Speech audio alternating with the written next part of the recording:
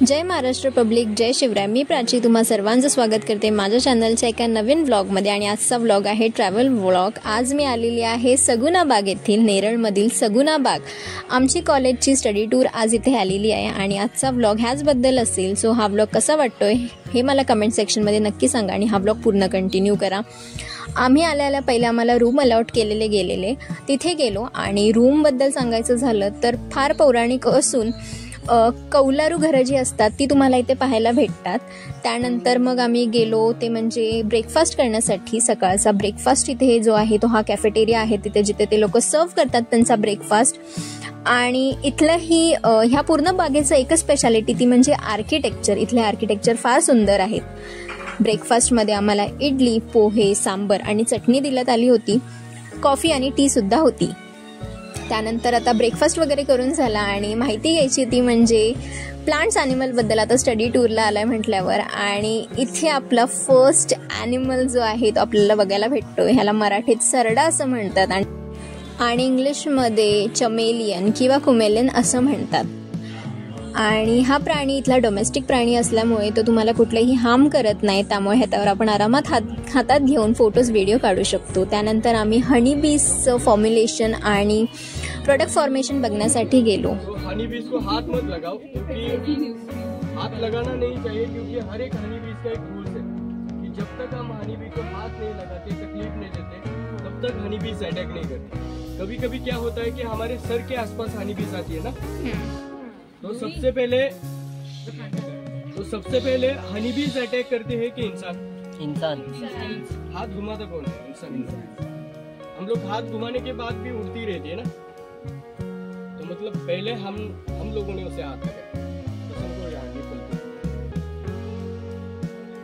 जो है 15 दिन तक चलता रहता. 1 साल के पहले मर जाएंगे 30 और 15 वाले, बराबर. 30 और 15 वाले मरना मतलब मेल फीमेल, और मेल फीमेल मरना मतलब क्वीन के वर्कर्स मरना. हनी कौन स्टोर करेगा? बंद करो के लिए कोई ना कोई चाहिए ना, मतलब वर्कर कम हो जाए तो क्वीन का काम रहता है, जैसे वर्कर मर जाते हैं 30 और 15 दिन के बाद, वर्कर नहीं है उसके पास, तो हनी स्टोर कौन करेगा? तो इसीलिए क्या करती है, तो फिर वो ब्रीड करती, अंडे देती, वे अंडा देने के बाद अपना साम्राज्य वो चलाती है. ओके, तो ऐसे. लेकिन 30 और 15 दिन के बाद जैसे मेल फीमेल की लाइफ रहती है ना, 1 साल इसकी भी लाइफ है. साल हो गया तो ये भी खत्म. लेकिन ये खत्म तो फिर 30 और 15 दिन के बाद मेल फीमेल भी खत्म, पूरा घर खाली. आप लोगों ने ना कुछ ऐसे हनी बीज का छत्ता देखा रहेगा, ये सिर्फ छत्ता है, हनी बीज में उसके ऊपर देखा है. तो मतलब पहले क्वीन मर गई, फिर धीरे धीरे वर्कर बन गए. वर्कर भी कहा, मतलब वर्कर भी कहा जाता है ना हनी बीज को. तो ऐसा क्यों कहा जाता है? क्योंकि वर्कर भी मरते दम तक जो है ना हनी बीज काम करती रहती. हम सोचते रहेंगे कि इसके अंदर मरते होंगे सब, लेकिन ऐसा नहीं होता. कुछ हनी बीज जो है ना हनी लाते लाते रास्ते में मर जाते हैं, इसलिए वर्कर भी.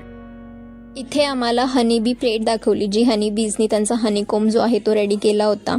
आणि त्यानंतर मग आम्ही चालू पडलो तो म्हणजे आपली पूर्ण जी सगुना बाग आहे ती बघण्यासाठी. 55 एकर्सची ही जमीन आहे, त्याच्यामध्ये ही बाग बनवलेली आहे. आणि पुढे आपल्याला टुरिस्ट गाईड भूषण दादा जो आहे ती पूर्ण इन्फॉर्मेशन देणार आहे. जो ग्रास आता है इसको मॉस बोला जाता है, जो ग्राफ्टिंग के लिए इस्तेमाल किया जाता है. पेड़ों को कलम करने के लिए इस्तेमाल किया जाता है. ठीक है, तो कलम कैसे करता है? देखो ये छोटी सी फांदी आप समझो, मैं बता रहा हूँ. इसकी 1 इंच की मैं खाल निकाल देता हूँ पूरी गोल साइड से, और ये जो मॉस है वो जगह लगा लेता हूँ मैं, और कैरी बैग से दोनों साइड से बांध देता हूँ चॉकलेट की तरह. ठीक है, 25 डे के बाद नए ऊपर से नए वाली मूलियाँ लेके पूरे मॉस में भर जाती है. नीचे से आप कट करके डायरेक्ट दूसरी जगह लगा सकते हो. छोटी फांदी बोल रहा हूँ मैं, ये बड़ा सिंपल खाली डेमो के लिए दिखा रहा हूँ. समझो, इसको बोलते हैं बोटा. लेके उसको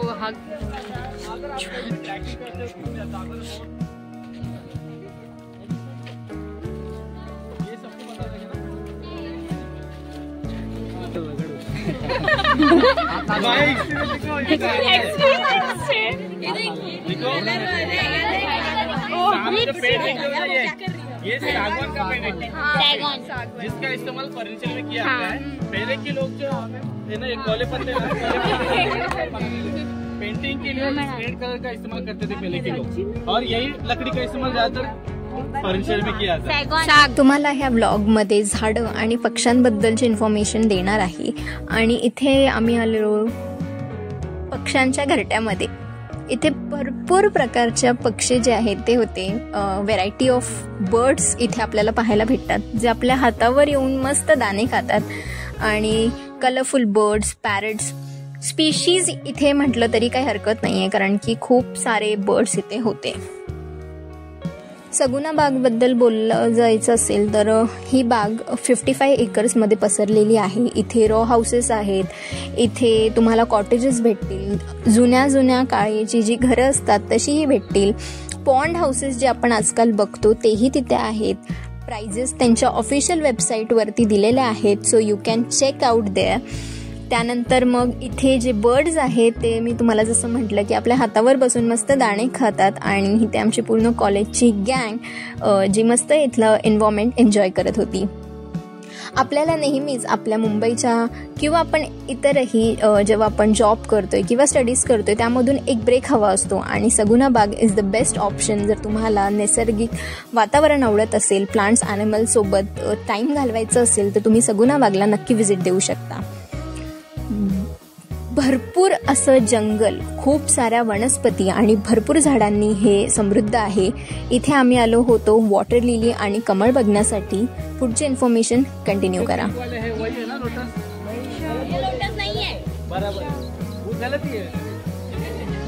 वो जो है ना वाटर लिली है, मराठी में उसको कुमुदनी बुलाता है। मार्केट में लोटस समझ के यही पिंक वाले दिया जाता है। ये मार्केट में क्यों देते हैं? आपको फंसाता है, बुद्धू बनाता है। ये क्यों देते हैं? क्योंकि इनकी पकड़े में रहती है, जाडी रहती है, छोटी साइज में रहते हैं। तोड़ने के बाद कम से कम 4-5 दिन वो पकड़े रहते हैं, इसलिए मार्केट में वो सेल किया आता है। और उसकी जो स्टिक रहती है पूरी सॉफ्ट रहती है। ओरिजिनल लोटस की जो स्टिक रहती है, जैसे ये स्टिक है, उसको लाइट काटे रहते हैं। इससे आप पता कर सकते हो कौन सा लोटस है और कौन सा वाटर लिली है। लोटस की जो पकड़ियां रहती है बहुत पतली रहती है, बड़ी रहती है। तोड़ने के बाद शाम तक तुरंत नीचे गिर जाती है, इसलिए मार्केट में वो सेल करने के लिए नहीं रहते। और लोटस के पकड़ियां नीचे गिरने के बाद बीच में एक येलो कलर का गोंडा रहता है, बड़ा हो जाता है शावर की तरह, कुछ इस तरह ग्रीन कलर में दिख रहा है आपको। वॉटर लिली आणि लोटस नंतर आम्ही बघायला गेलो ते म्हणजे ड्रॅगन फ्रूट। ड्रॅगन फ्रूट आजकाल मार्केटमध्ये खूप ट्रेंडिंगला आहे, खूप चांगलं फळ आहे आणि त्याचं झाड मी आज पहिल्यांदा इथं पाहिलं। इथे ड्रॅगन फ्रूटची शेती करण्यात आलेली आहे। त्यानंतर मग आम्ही त्यांच्या पॉन्ड मधले क्रॅब्स आणि ओयस्टर्स बघितले। इथे ओयस्टर्सच्या रांगा आहेत आणि पर्ल मेकिंग सुद्धा। सगुना बागमध्ये मल्लखांब हेही इथे तुम्हाला दाखवलं जातं। हा एक छोटासा शो असतो जे इथले सगुना बागवाले जे आहेत ते ऑर्गनाईज करतात आणि इथे तेच तुम्हाला दाखवते। सुरुवात करण्यापूर्वी जोरदार टाळ्यांनी आपण या टीमचं स्वागत करूया।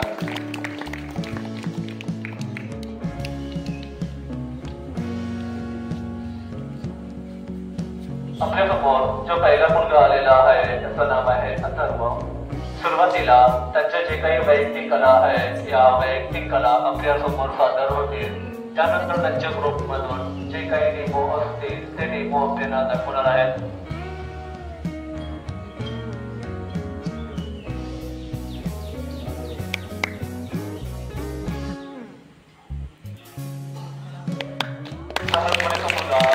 हा कोणी खांबावरती उभा राहिलेला आहे आणि तो आपल्या भारत मातेला सलाम देत आहे।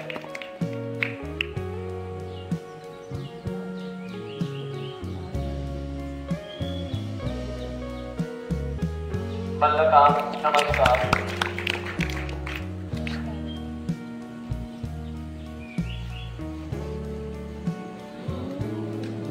मल्लखांब पत्नी पद्मासव। मल्लखांब सानी बोरोली।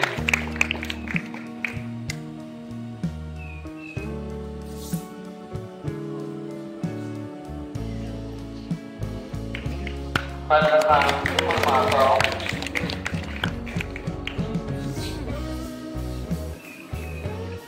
हाय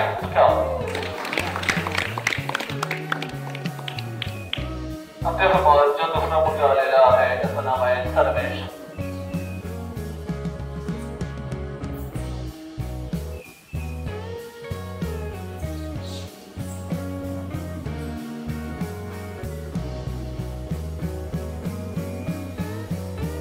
मल्लखांब अनुमनासन, मल्लखांब स्टार्टर,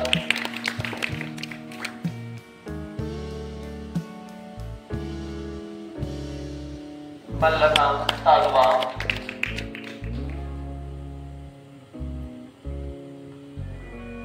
मल्लखांब पैंतीसा,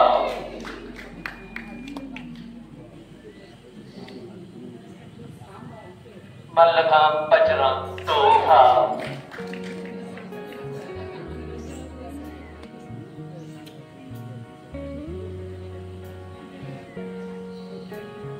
मल्लखांब बंदर पुढे. आपल्या समोर जो तिसरा मुलगा आलेला आहे त्याचं नाव आहे तानाजी.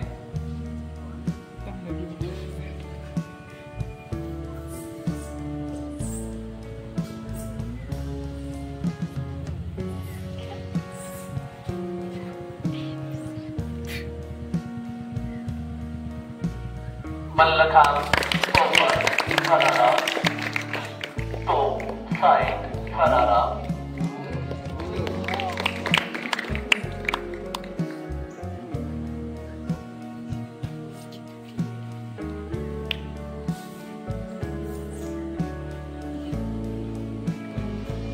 मल्लखांब थांबला फरारा, मल्लखांब बॅक फॉल्ट,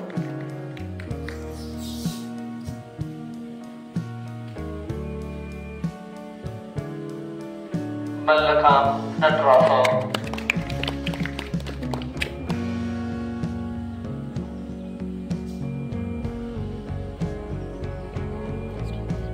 वेगवेगळे प्रकार दाखवणार आहेत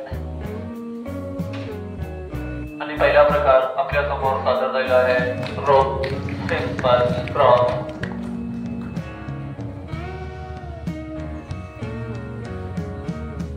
रोप सिंपल क्रॉस, तो साधी आडी, तो नटरासो,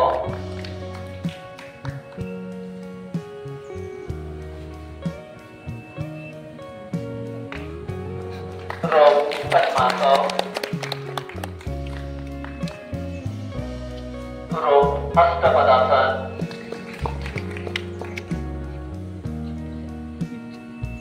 रोप धनुरासन, तो वज्र,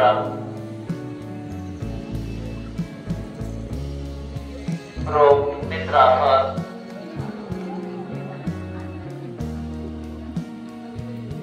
त्या मुलाने पायाच्या अंगठ्यामध्ये त्या रोपची नॉर्मल ग्रीप पकडलेली आहे आणि जे काही आपल्या बॉडीचा वेट आहे त्याने या ठिकाणी पूर्णपणे सोडलेला आहे. त्याला म्हणतात रोप चतुरासन, तो वाय बॅलन्स,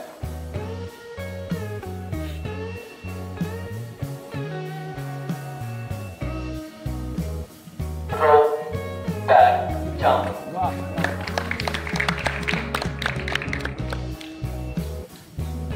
पुन्हा एकदा आपल्या समोर आलेला आहे अथर्व. हा मुलगा जे काही रोप आहे ते रोप आपल्या पायामध्ये बसवून घेणार आहे आणि त्या रोप पासून तो स्वतःची कशा प्रकारे सुटका करून घेणार आहे आता आपण समोर बघणार आहोत.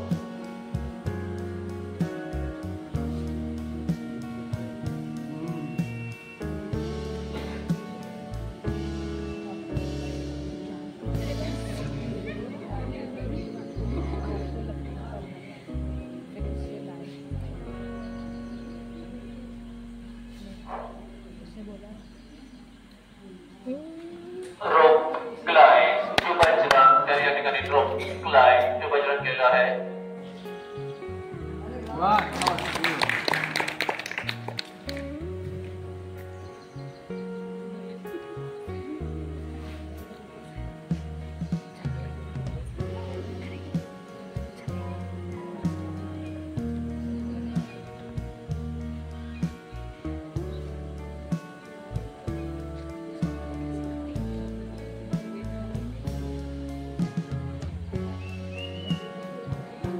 आपण एका स्तरावरती एका वेळी आसनाचे 3 प्रकार असतोय.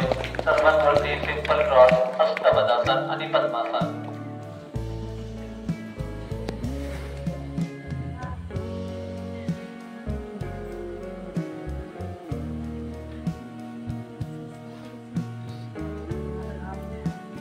पुन्हा एकदा आपल्या समोर आलेला आहे अथर्व. हा मुलगा आपल्याला जिम्नॅस्टिकचे प्रकार करून दाखवणार आहे.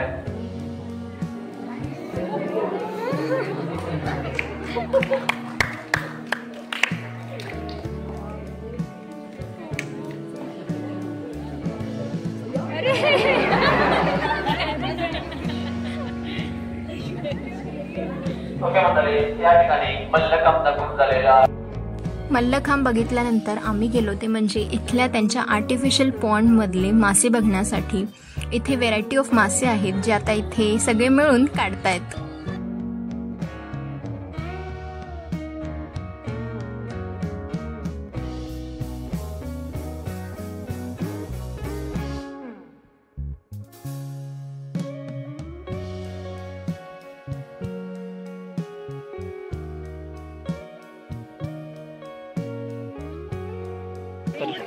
इतना नहीं, मेरा फोन छोटा वाला ही दे छोटे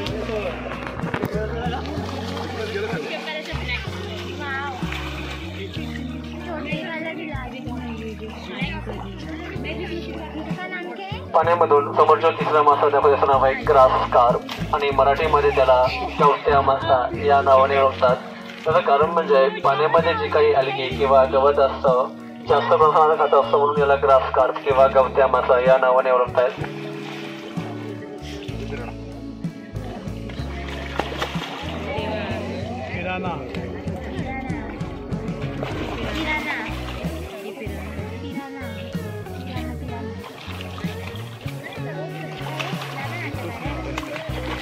पाण्यामधून समोरच्या तिसरा मासा दाखवतात त्याचं नाव आहे पिराना फिश. पूर्ण जगामध्ये पिरानाच्या जवळपास 45 व्हरायटीज आहेत. त्यापैकी आपल्या समोर जो पिराना आहे याचं नाव आहे बाको पिराना. जो आहे जास्त अग्रेसिव्ह नाहीये. जर का चुकून तोंडामध्ये बोट गेलं तरच तो बाईट करेल, अन्यथा तो काहीच करू नये. त्याचे दात तर तुम्ही बघू शकता. पिरानाचे नाव आहे बाको पिराना.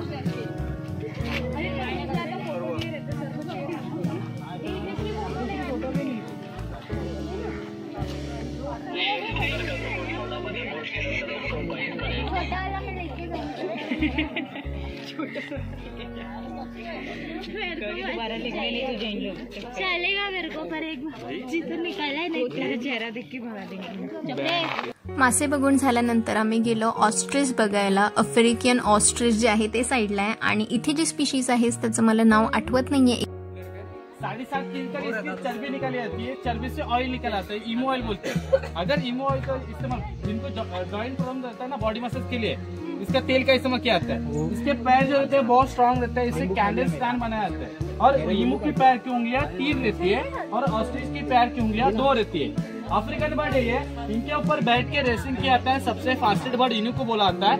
इनका जो एग रहता है वो सबसे बर्ड में से बड़ा एग इसी का रहता है. और इसका जो एग रहता है 750 ग्राम का एग रहता है.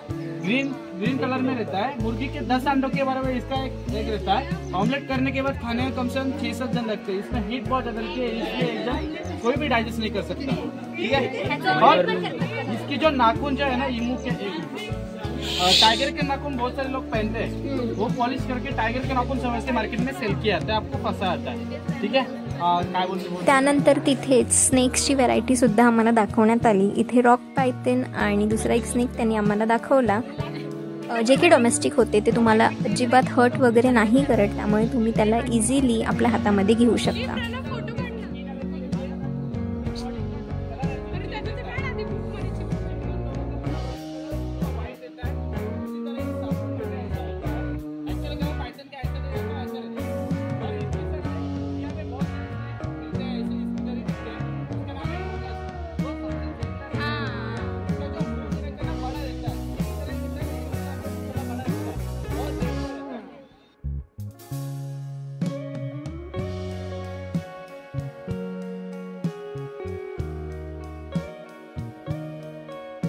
इथे प्लांट्सची बॉटॅनिकल गार्डन जे आपण म्हणतो ते इथे होतं. व्हेरायटी ऑफ प्लांट्स स्पीशीज इथे तुम्हाला बघण्यात येतात.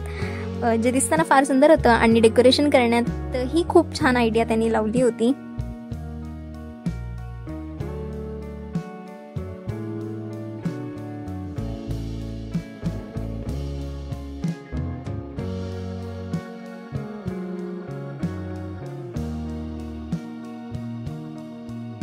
दुपारी 2-2:30च्या दरम्यान आम्हाला जेवायला दिलं होतं. जेवणामध्ये चपाती, पनीरची भाजी, भेंडीची भाजी, भात, डाळ, गुलाबजाम आणि पापड, लोणचं असं होतं.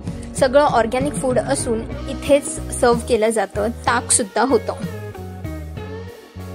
जेवण झाल्यानंतर थोडा रेस्ट करून आम्ही गेलो बैलगाडी ह्या सवारीवर. सगुना बागची थीम आहे बॅक टू रूट्स असं इथे कोट लिहिलेला आहे आणि इथे तुम्हाला गावचा जो फील आहे तो पूर्ण येईल. त्यामुळे आम्ही बफेलो राईड आणि आपली बुलेट कार्ट सुद्धा केली.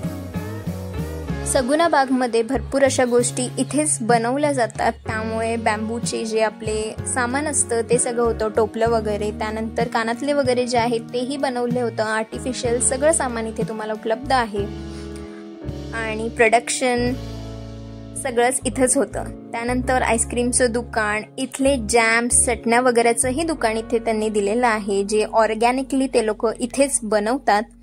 त्यामुळे हे सगळे जे आहेत त्यांच्या व्हेरायटी होत्या.